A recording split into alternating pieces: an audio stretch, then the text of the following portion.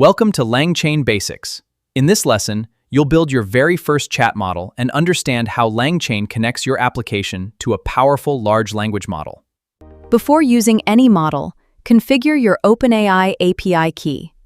LangChain uses it to communicate with the model. Every interaction starts by importing the ChatOpenAI class.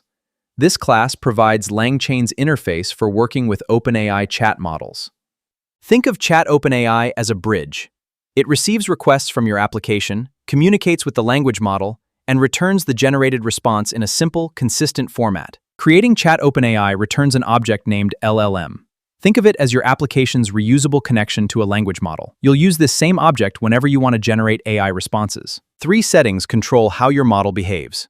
The model selects which AI to use, temperature controls creativity, and max_tokens limits the length of the generated response. The model parameter chooses which language model your application uses.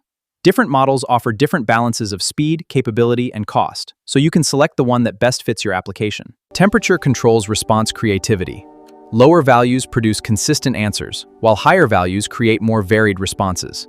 A setting of 0.7 balances both. Max tokens limits response length. Smaller values generate shorter answers, while larger values allow more detailed explanations without changing model intelligence. Now it's time to use the model. Calling invoke sends your prompt to the language model and waits for the generated response to be returned.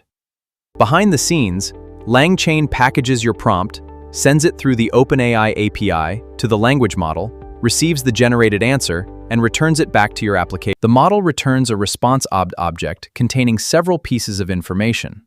The generated answer is stored in the content property, which is why we print response.content. Here's the complete program.